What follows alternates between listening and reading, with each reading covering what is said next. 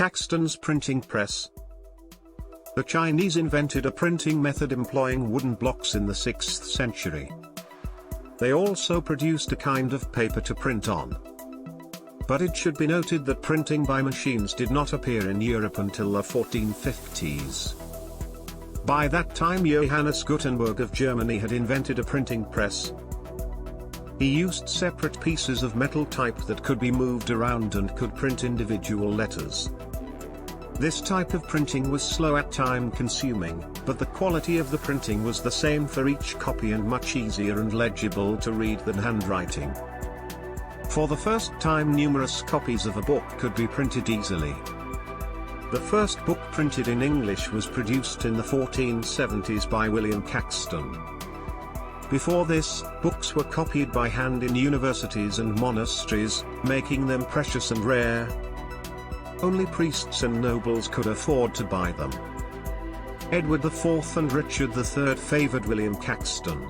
Caxton dedicated his Order of Chivalry to Richard III. William Caxton was born around 1422 in Kent, but moved to Bruges, now Belgium. He was a rich merchant by that time. At the age of 50 he moved to Cologne, in Germany. Caxton learned the skill of printing of that country. In Belgium, Caxton started his first printing press around 1474. There he produced the first book ever printed in English, Recueil of the Histories of Troy, a history of the legendary city of Troy, which he had translated himself. Caxton came back to England in 1476 and he was encouraged by King Edward IV. He set up the first English press at Westminster, near London. Caxton produced nearly 100 books, including Chaucer's The Canterbury Tales in 1476. In 1484, Caxton printed Sir Thomas Malory's famous book The Morte D Arthur. It is a collection of the Arthurian romances told in simple and vivid prose, and the first English book in poetic prose.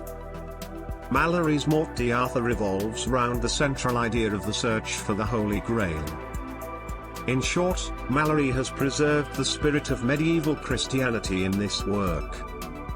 Many books were printed in English rather than in Latin and French. Some books were Caxton's own translations of foreign books.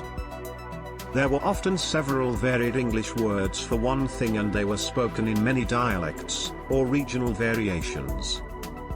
William Caxton selected one dialect for his printing, and it helped establish a common language throughout the country. It is only because of Caxton's printing press the publication of many books was possible.